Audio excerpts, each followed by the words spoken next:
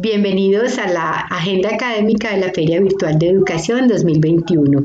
Desde la Asociación Antioqueña de Educación Infantil les damos la bienvenida a este nuevo encuentro. Hoy estamos con la señora Alejandra Pineda Arango, ella es la directora del Jardín Infantil Pelusa, y con ella vamos a trabajar la pregunta: ¿qué pueden aprender los niños a través de la naturaleza? Alejandra, buenos días, ¿cómo estás? Hola Claudia, muy buenos días. Yo estoy muy bien, muy contenta de poder participar en este espacio para compartir de este tema que tanto nos gusta en Pelusa y que tanto me gusta a mí. Qué bueno, Alejandra. Yo también soy una convencida de que la naturaleza tiene todas las respuestas. Entonces, bueno, Así es. cuéntanos cómo lo viven los niños. Bueno, Claudia, lo primero es como a nivel general, o sea, si Pelusa es un jardín que fue creado pues hace ya casi 42 años y desde que nació con esa intención de promover el aprendizaje a partir de la naturaleza. Nosotros escuchamos todo el tiempo hablar de que en primera infancia es muy importante, pues que una de las actividades rectoras es esa exploración del entorno y nosotros entendemos muchísimo ese entorno como ese más cercano que hace parte de nosotros, que es la naturaleza, ¿cierto? Yo digo pues, y no creo que lo diga yo sola, sino que es reconocido por todos, que todos llevamos esa naturaleza dentro de nosotros, ¿cierto? Todos llevamos un pedacito de tierra que es nuestro cuerpo, todos llevamos agua, que es el líquido que corre también por nuestras venas, ¿cierto? La sangre. Todos somos fuego con la energía que se mueve, que habitamos en este mundo. Todos tenemos aire a través de la respiración, entonces todos somos un pedacito de la naturaleza. Cuando hablamos de la naturaleza no estamos hablando, digamos, como de esa cosa lejana que está ahí, que me dicen que tengo que cuidar las plantas o que tengo que cuidar los animales y ya, no, la naturaleza es entender que digamos, es permitirnos ser parte de ese entorno, permitirnos entender que nosotros somos la naturaleza y por tanto estamos cuidando de nosotros mismos, ¿cierto? Con cada acción que implementemos. Entonces, lo primero es entender eso, ¿cierto? La naturaleza no es una herramienta en Pelusa como que simplemente eso está ahí, lo uso con un fin pedagógico, no, sino que es esa comprensión del niño absoluta de que él es parte de ese sistema, ¿cierto? De que la naturaleza es él mismo. Y en la medida que él se comprenda a sí mismo, se va a respetar y se va a cuidar, ¿cierto? ¿Qué puede aprender un niño a través de la naturaleza? A ver, si lo ponemos, por ejemplo, en el asunto de las dimensiones que trabajamos con ellos en el preescolar, pues hablamos de que en la dimensión socioafectiva, por ejemplo, ese contacto con la naturaleza permite primero desarrollar esa sensibilidad. Un niño que interactúa con la naturaleza, que se da cuenta que un niño que carga un cachorrito, por ejemplo, un ser vivo que acaba de nacer y que sabe que ese cachorro depende de él en muchos asuntos, por ejemplo, para alimentarse, o que ve una cabrita recién nacida, y digo cabrita porque es la experiencia más reciente que tuve en estos días, entonces, que ve una cabrita que acaba de nacer y que depende totalmente de su madre para alimentarse, eso va desarrollando en él dos cosas muy importantes, la sensibilidad y la ternura, ¿cierto? Como la ternura, como manifestación de ese ser amoroso que es cada uno de los niños, ¿cierto? Y que somos nosotros. Entonces, por ejemplo, en la dimensión socioafectiva, un niño puede desarrollar en la naturaleza la empatía, con eso que te digo, de saber que hay un otro que le duele, que siente igual que él, que tiene unas necesidades. Un niño puede aprender a regular y a expresar sus emociones a través de la naturaleza. En Pelusa lo vemos muy bonito, por ejemplo, con el tema de las lombrices en el compostaje.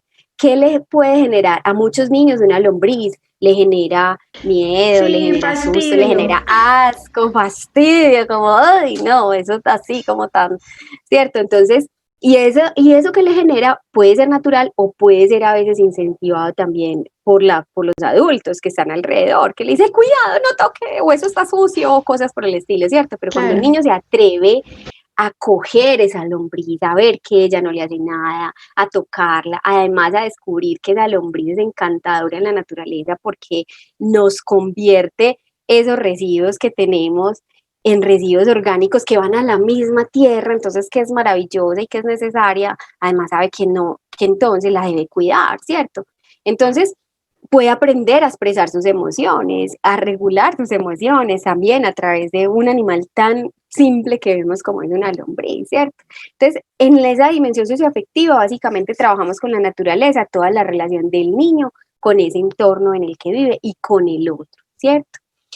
En la dimensión cognitiva, muchísimas cosas, o sea, un niño a través de la naturaleza, por ejemplo, a través de las plantas, por poner el ejemplo, entonces ahí en las plantas aprendemos las formas, aprendemos tamaños, aprendemos colores, aprendemos texturas. Si tú tocas dos hojas de plantas distintas, ves que son distintas, ¿cierto? Aprendemos que hay flores que tienen tunas, que tienen espinas y que se tocan de una manera distinta a las otras, ¿cierto? Aprendemos a medir consecuencias, a entender que si yo no le echo agüita, por ejemplo, al bonsai que sembré en Pelusa, cada niño siembra un bonsai y lo cuida pues como hasta el final, que si él no le echa agüita y que lo deja ahí seco, pues que él nunca va a crecer esa semilla o va a crecer mal, ¿cierto? Entonces ahí aprendemos también sobre consecuencias, aprendemos a resolver tareas sencillas de la vida diaria también, ¿cierto? En la dimensión comunicativa, pues la naturaleza nos ofrece múltiples lenguajes a través de los cuales nos podemos Sí, comunicar, ¿cierto? el silencio entre comillas de la naturaleza aturde. Total, ¿cierto? A quien no está acostumbrado, a quien necesita ruidos externos todo el tiempo, cuando estamos en contacto con nosotros mismos a través de ese silencio, con un árbol, ¿cierto? Saber lo que nos permite, por ejemplo, comunicarnos con la tierra, el abrazar un árbol, un acto tan sencillo, ¿cierto? O el escuchar, el niño aprende, por ejemplo, nosotros en Pelusa que tenemos un espacio también abierto, que es esa manga como central, también aún disfrutamos, por ejemplo, de ver las reacciones de los niños ante los truenos, cuando están cayendo esos aguaceros horribles y que nos comunican un relámpago o que nos comunica un trueno, que va a llover, que está lloviendo duro, que nos tenemos que cuidar, que podemos hacer una u otra actividad, ¿cierto? O que nos dice el sol, si aprendemos a leer también el sol. Entonces, la dimensión comunicativa también se fortalece desde ahí. Si aprendemos a leer, por ejemplo, nosotros que hace poco tuvimos la oportunidad en Pelusa de tener pollitos que recién nacieron, justo cuando empezamos alternancia, los pollitos recibieron a los niños y esa gallina ahí mismo se puso así, pero mejor dicho, ya no dejaba ni que se le acercaban. Y si un niño aprende a leer, que la gallina le está diciendo, no te acerques, estoy cuidando a mis hijos, si te acercas, puedes verte afectado, ¿cierto? Entonces también, aunque el niño aprenda a leer ese lenguaje de la naturaleza, es muy importante para el cuidado de sí, para el cuidado de los otros y para el cuidado de los mismos animales, ¿cierto? Claro, entender los procesos de supervivencia, de defensa, también finalmente incluso en los seres humanos, cuando aprendemos a ver, a reconocer en el papá, en la mamá, en el amiguito, esas actitudes, pues también sabemos a qué nos anticipamos. Exacto, súper ese ejemplo que pones. Entonces, si yo sé que la gallina no le gusta que se acerquen a los pollitos porque se siente amenazada, entonces yo con el niño puedo trabajar desde ahí también. Ok, cuando un amiguito no quiere que tú lo abraces, por ejemplo, ¿cierto? Que hay niños que son un poco más resistentes o reacios a ese contacto físico. Entonces, si yo que soy muy abrazador, siempre me voy y lo abrazo y lo quiero dar besos y todo, pues qué pasa ahí, ¿cierto? Entender el límite también de lo que yo quiero hacer, que no siempre lo puedo hacer porque hay un otro que también necesita otra cosa distinta, ¿cierto?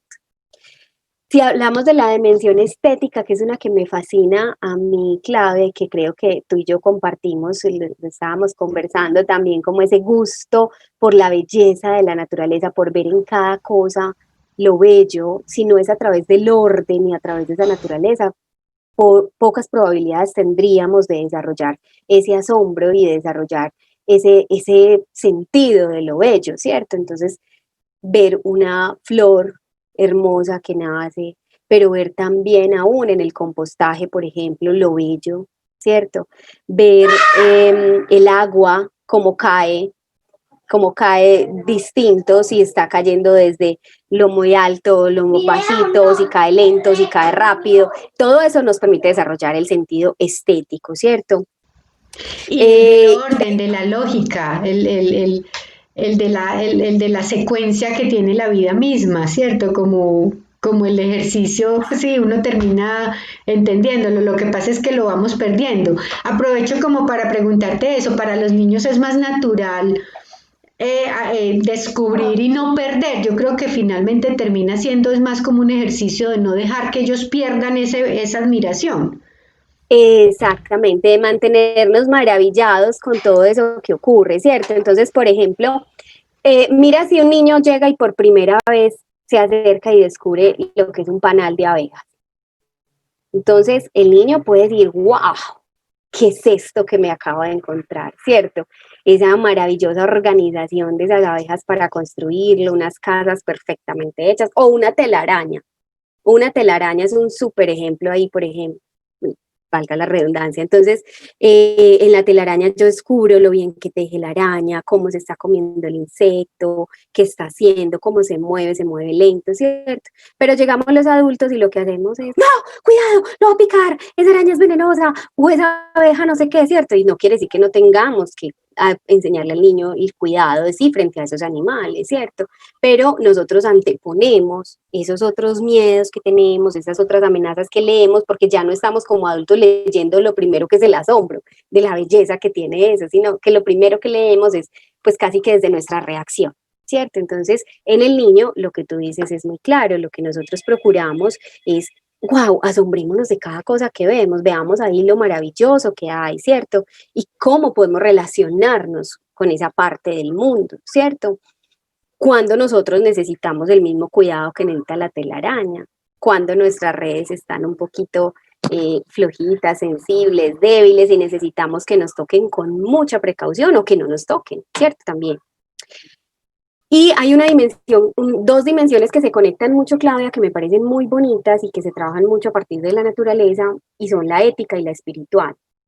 Entonces, nosotros, por ejemplo, en Pelusa, más allá de concebir esa dimensión espiritual y ética como un tema, por ejemplo, religioso, porque no nos interesa mucho, pues, como cada familia, qué orientación, qué creencia religiosa tenga, eso es una decisión absolutamente personal, familiar, entonces en Pelusa, digamos, caben todas, hay una diversidad en todo tipo de creencias, ¿cierto? Desde el personal que trabaja allí en la institución hasta las familias que llegan, pero nosotros lo que queremos, digamos, como que los niños aprendan en ese tiempo de la vida, es a concebirse como seres humanos trascendentes, ¿cierto? Que tienen una, que nosotros como seres humanos buscamos mucho más allá de la mera sobrevivencia, sino que trascendemos. ¿Y qué es el trascender? Es saber que en nuestras manos está la responsabilidad de transformar el mundo.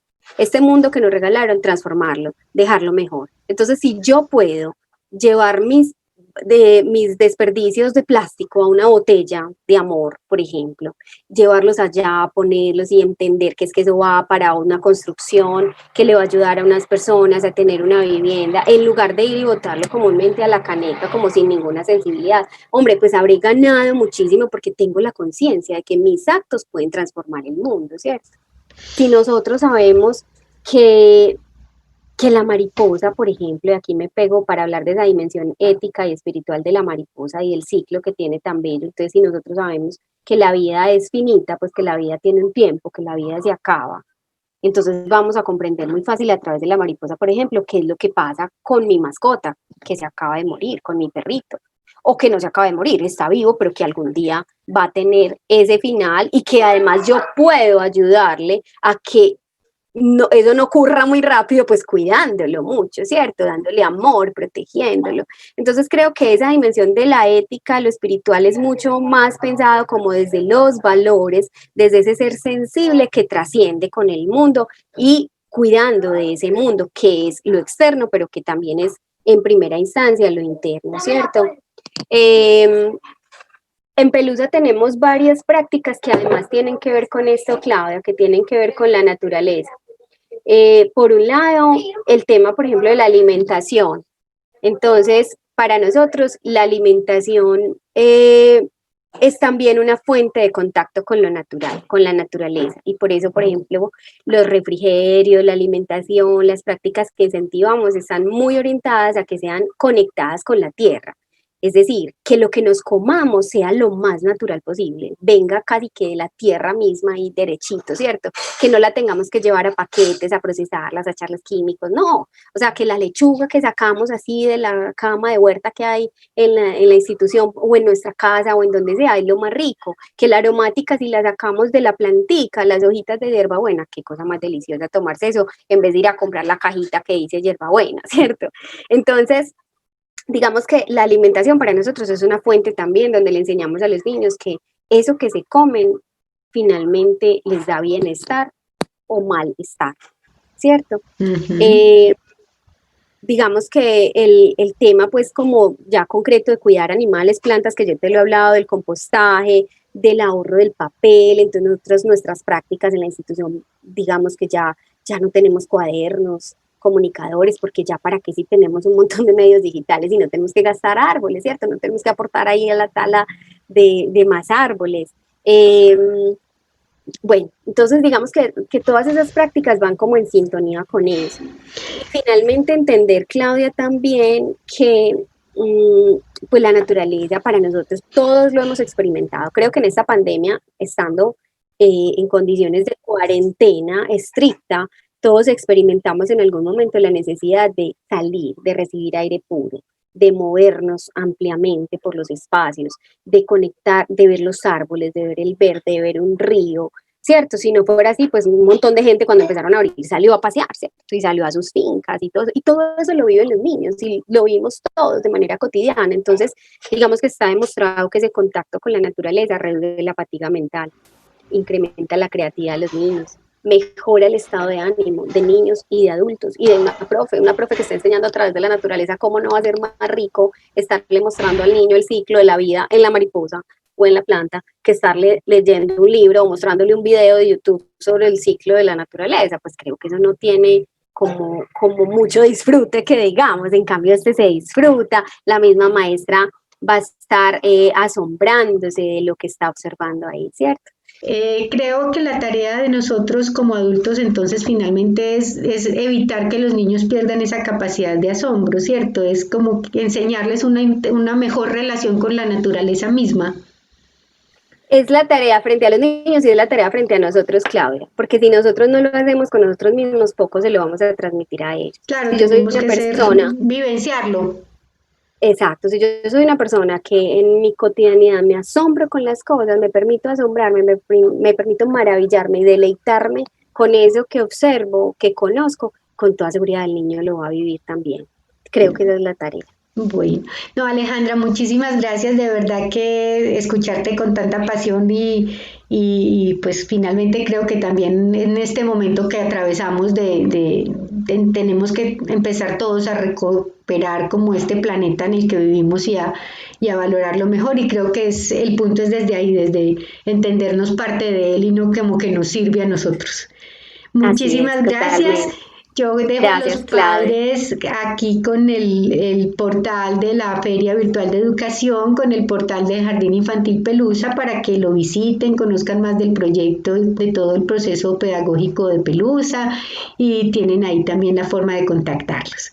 Muchísimas gracias Alejandra por acompañarnos y a ustedes familias los esperamos en el próximo encuentro de la Agenda Académica. Gracias, Claudia, y gracias a todos por escucharnos.